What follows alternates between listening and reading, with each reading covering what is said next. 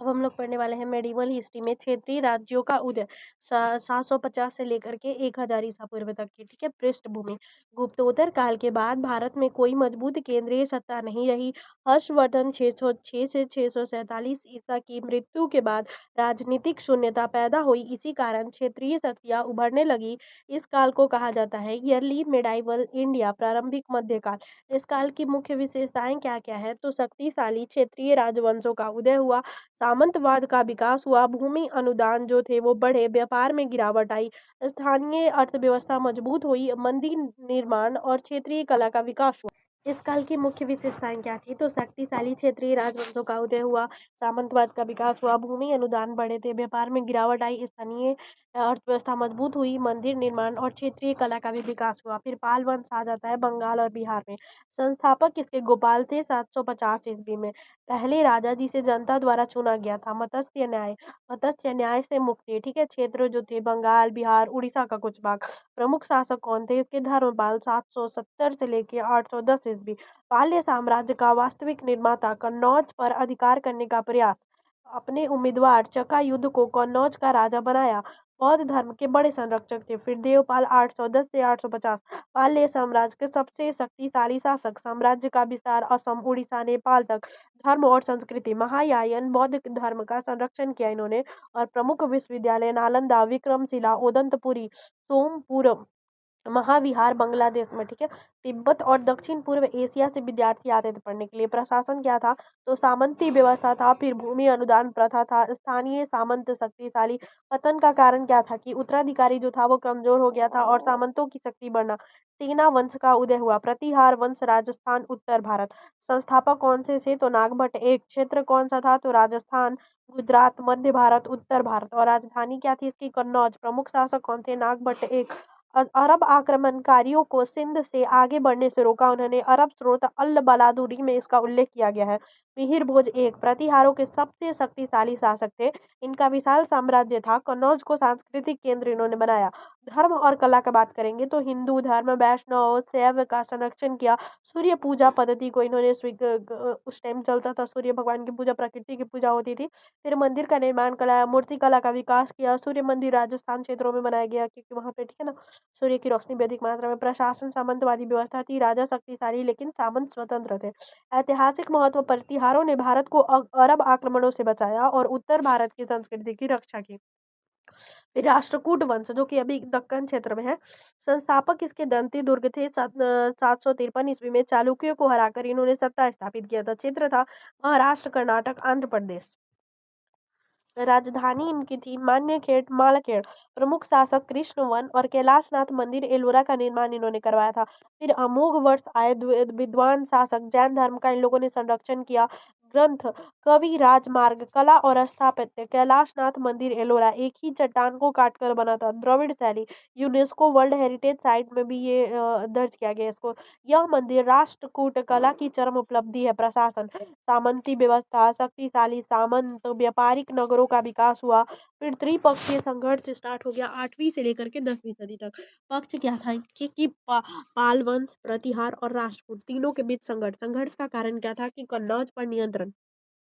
कन्नौज का महत्व क्या था? कि गंगा घाटी का नियंत्रण था यहाँ पे, व्यापारिक मार्ग था, राजनीतिक प्रतिष्ठा थी।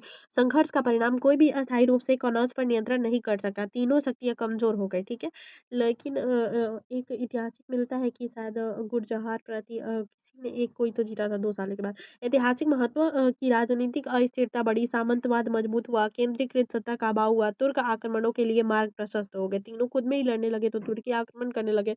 गोपाल जो थे वो जनता के द्वारा चुने गए थे। पोल जो थे बौद्ध धर्म का करते थे। प्रतिहार अरब आक्रमण कर को रोका। राष्ट्रकूट, कैलाशनाथ मंदिर और त्रिपक्षीय संघर्ष हुआ कन्नौज के बीच में। त्रिपक्षीय संघर्ष ने भारत में राजनीतिक विखंडन को बढ़ावा दिया, जिससे सामंती व्यवस्था से दृढ़ हो गई और केंद्रीकृत सत्ता का विकास और सारी चीजों को फ्लो चार्ट से मतलब गुप्त साम्राज्य का पतन हुआ, हर्षवर्धन की मृत्यु हो गई, केंद्रीय सत्ता का अभाव होने लगा और क्षत्रिय शक्तियों की उदय हो गए। ठीक है। हाल उत्तर पूर्व भारत में प्रतिहार, उत्तर और राष्ट्रकूट दक्कन कौरवों पर नियंत्रण हेतु तीनों ने संघर्ष किया। उसमें राजनीतिक अस्थिरता आ गई और सामंतवाद का विकास हो गया। टाइमलाइन एग्जाम 647 में हर्षवर्धन की मृत्यु हो गई। 750 ईस्वी में गोपाल द्वारा पाल वंश की स्थापना हुई। दंती दुर्ग द्वारा राष्ट्रकूट की स्थापना हुई। 770 से 810 में धर्मपाल। 810 से 850 देवपाल। 8वीं से 10वीं सदी तक त्रिपक्षीय संघर्ष हुआ। 9वीं शताब्दी में मिहर भुज प्रतिहार इनको माना जाता है कि यही जीते थे वहां पे।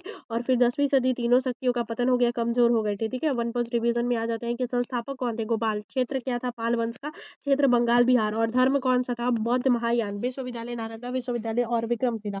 विशेष जनता द्वारा चुना गया शासक। प्रतिहार वंश में संस्थापक नागभट्ट थे। यही यही जीते थे शायद, तीनों लोगों का जब युद्ध हो रहा था। तो फिर राजधानी कन्नौज था। विशेष अरब आक्रमणकारों से रक्षा इन्होंने किया। और धर्म इनका हिंदू था। कला सूर्य मंदिर और मूर्ति कला को ये पूजा करते थे। राष्ट्रकूट वंश के संस्थापक दंती दुर्ग थे। राजधानी मान्यखेड़ थी। कैलाशनाथ मंदिर एलोरा इन्होंने बनाया। इनका धर्म था हिंदू, उसके बाद में इन्होंने जैन धर्म अपना लिया शायद।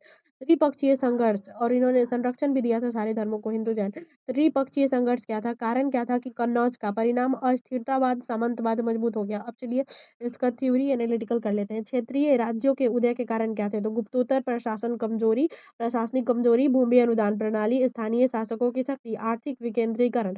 सामंतवाद कैसे मजबूत हुआ, तो राजा, भूमि अनुदान, सामंत कर वसूलने का अधिकार, सैन्य सहायता बदले में भूमि। इससे किसान का शोषण हुआ, व्यापार में गिरावट आई, आत्मनिर्भरता, ग्रामीण समाज, अर्थव्यवस्था उभरी। अब है कि कन्नौज क्या था, तो गंगा घाटी प्लस व्यापार प्रतिष्ठा। त्रिपक्षीय संघर्ष इसलिए प्रभाव में स्थायी सेना, स्थायी सत्ता नहीं बनी। तीनों राजवंश कमजोर हो गए और विदेशी आक्रमणों के लिए मार्ग खुल गए, क्योंकि तीनों खुद में लड़ाई करने लगे तो उनकी शक्ति कमजोर हो गई। त्रिपक्षीय संघर्ष के प्रारंभिक मध्यकालीन भारत को राजनीतिक रूप से भी खंडित कर दिया। आप कुछ पीवाई क्यों है इसको जान लेते हैं। कौन सा राजवंश बौद्ध धर्म का प्रमुख संरक्षण था, तो पाल। ठीक है, कुछ क्वेश्चन है। प्रारंभिक में त्रिपक्षीय संघ के कारण गुप्तोत्तर काल में क्षेत्रीय शक्तियों का उदय हुआ, जिनमें पाल, प्रतिकार और राष्ट्रकूट प्रमुख थे। कन्नौज पर नियंत्रण हेतु संघर्ष, कोई भी शक्ति स्थायी नियंत्रण नहीं कर सकी। राजनीतिक अस्थिरता रही और सामंतवाद का विकास हुआ। केंद्रीकृत सत्ता का अभाव था।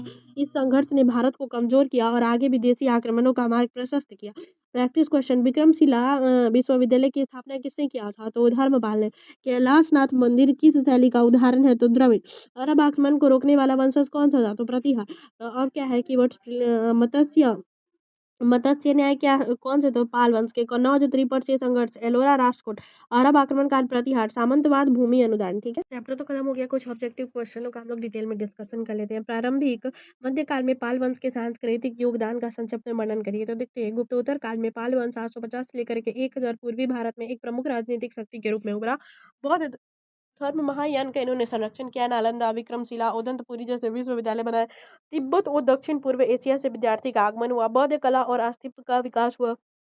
सोमपुर विहार। निष्कर्ष, पाल शासकों ने भारत को अंतर्राष्ट्रीय बौद्ध शिक्षा केंद्र के रूप में स्थापित किया था। ठीक है, त्रिपक्षीय संघर्ष के कारण और परिणामों का विश्लेषण क्या है, तो इसका 8वीं से 10वीं सदी के बीच पाल, प्रतिहार और राष्ट्रकूट वंशों के बीच कन्नौज को लेकर के संघर्ष हुआ, जिसे त्रिपक्षीय संघर्ष कहा जाता है। कन्नौज का रणनीतिक और आर्थिक महत्व, गंगा घाटी पर नियंत्रण, राजनीतिक प्रतिष्ठा, केंद्रीय सत्ता का अभाव, कोई भी शक्ति स्थायी नियंत्रण नहीं कर सकी, राजनीतिक अस्थिरता आई, सामंतवाद का सुदृढ़ीकरण हुआ और केंद्रीकृत प्रशासन का ह्रास हुआ। त्रिपक्षीय संघर्ष ने प्रारंभिक मध्यकालीन भारत को कमजोर किया और भविष्य में विदेशी आक्रमण का मार्ग प्रशस्त किया। ठीक है, प्रारंभिक मध्यकालीन भारत में क्षेत्रीय राज्यों के उदय की प्रक्रिया का प्रशिक्षण, तो देखिए, गुप्त साम्राज्य के पतन के बाद राजनीतिक विखंडन प्रारंभ हुआ, जिसके परिणाम स्वरूप अनेक क्षेत्रीय शक्तियां उभरी। हर्षवर्धन के मृत्यु के बाद सत्ता शून्यता, भूमि अनुदान प्रथा, स्थानीय सामंतों की शक्ति, पाल, प्रतिहार, राष्ट्रकूट जैसे वंशों का उदय, प्रशासनिक विकेंद्रीकरण, आर्थिक क्षेत्रीयकरण, व्यापार में गिरावट, कृषि आधारित अर्थव्यवस्था, क्षेत्रीय राज्यों का उदय। ठीक है, क्षेत्रीय राज्यों का उदय हुआ, अस्थिरता का कारण बना, परंतु संस्कृति विविधता को भी बढ़ावा मिला। ठीक है, न्यू किंग्स एंड किंगडम, सामंतवाद, ये सारी चीजें हैं। गुप्तोत्तर काल, स्पेक्ट्रम का भी हम लोग देख लेते हैं कि पैलेस ऑफ बंगाल, ये सारी चीजें हुई थी, ये देख लेते हैं। स्पेक्ट्रम में detail analysis, pattern, cards, art alignment. ठीक है, चैप्टर कंप्लीट होता है। अगले वीडियो में हम लोग इसके आगे का पार्ट पढ़ेंगे। Like share subscribe. Thank you so much.